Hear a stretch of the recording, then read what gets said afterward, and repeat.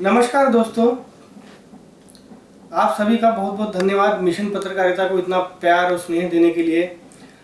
जो मेरे विचारों से और मिशन पत्रकारिता के टीम के विचारों से जो सहमत है, मैंने ऐसा सोचा कि क्यों ना अपनी एक कम्युनिटी बना दे। क्योंकि एक ज़माना था कि जहां पत्रकारिता एक क्रांतिकारी पत्रकारिता कहलाती थी। आज़ादी के ज़माने में जो पत्रकारिता होती थी वो क्रांतिकारी होती थी, जिन्होंने लोगों के अंदर एक ज्वाला भड़काई, एक सकारात्मकता भड़काई, एकता जगाई। वो क्रांतिकारी पत्रकारिता आज नहीं रही, ऐसा कुछ लोगों का मानना है। क्योंकि कुछ पत्रकारिता, कुछ समाचार जो हम लोग आज देखने पढ़ने को सुनने को मिलता है, सुबह का चाय के साथ अगर एक आधी न्यूज़ अगर पढ़ते हैं कि फलाना जगह पे किसी का दुर्घटना में मौत हो गई, या कोई दुर्घटना घट गई, या किसी की हत्या हो गई, वो सुबह का जो समाचार है वो नकारात्मकता के साथ आज दिन की शुरुआत करते हैं। चाय का जायका भी हम लोग खराब कर लेते हैं, और उस खबर के साथ हम लोगों को या सरकार को कोसते हैं कि सरकार है तो सरकार बराबर नहीं है, इसके लिए सरकार जिम्मेदार है, ऐसे है वैसे है। और इस नकारात्मकता के कारण आज जो है समाज में कुरीतियाँ या फिर नकारात्मक घटनाओं का ज़्यादा प्रचार हो रहा है। तो हमने एक बीड़ा उठाया कि क्यों ना इस खबर को ही जो है अच्छे तरीके से पेश करने का तरीका बदला जाए। जैसे कि एक घटना को मैंने बताया था कि कुछ जैसे कि घटना घटी कि 7 धमाकों से दिल्ली मुंबई, 150 मरे, 200 घायल, और फलाना संगठन ने ली जिम्मेदारी। इस समाचार से किसको क्या होगा? दहशत होगी। लेकिन यही समाचार अगर हम पेश करने का तरीका अगर बदल दे, जैसे कि 7 धमाके भी नहीं हिला पाए मुंबई को, भेदभाव भुलाकर एक दूसरे की मदद करते नजर आए मुंबई कर। ये समाचार लिखने का तरीका, खबर तो वही है लेकिन समाचार सबको मिलने का तरीका जो है, पढ़ने का तरीका अगर बदल दे तो लोगों की सोच बदलेगी, सोच बदलेगी तो देश बदलेगा।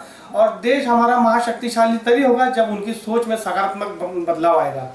इसी का बीड़ा उठाने के लिए हमने मिशन पत्रकारिता के तहत एक विशेष पत्रकारिता कार्यशाला की शुरुआत की है, जिसमें खबरों को सकारात्मक तरीके से कैसे लिखना है उसका तरीका भी सिखाया जाएगा।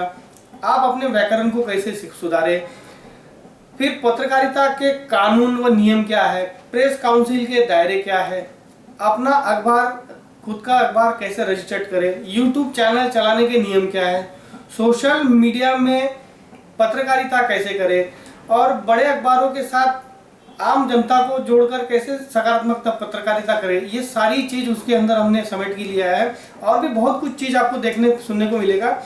और यहाँ पे इतना दावे के साथ बोलता हूँ कि मानव अधिकार कोर्स है, बहुत सारे कोर्स है, लेकिन एक अकेला ये विशेष पत्रकारिता कार्यशाला जो जर्नलिज्म कोर्स आपने कर लिया तो आधे क्या 98% वकील तो आप बन गए।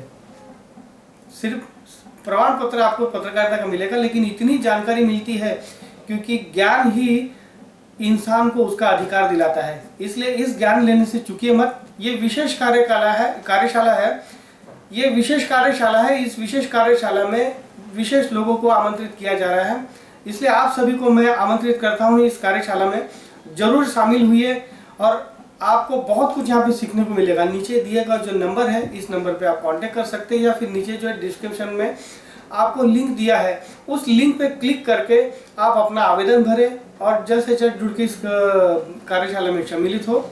ऑफलाइन ऑनलाइन दोनों तरीके से इस कार्यशाला में आप शामिल हो सकते हैं। आपको नेशनल समाचार जो है, राष्ट्रीय समाचार संस्थानों के साथ इंटर्नशिप में जुड़ने का मौका भी मिल सकता है। और अगर आपके सकारात्मक समाचार उन संस्थानों को अच्छे लगे तो आप उसमें बतौर पेशेवर पत्रकारिता के तौर पे जुड़ भी सकते हैं। और हमारे यहाँ भी कई सारे प्लेटफॉर्म हैं, इसलिए आप सभी को मैं आमंत्रित करता हूँ। बहुत बहुत धन्यवाद।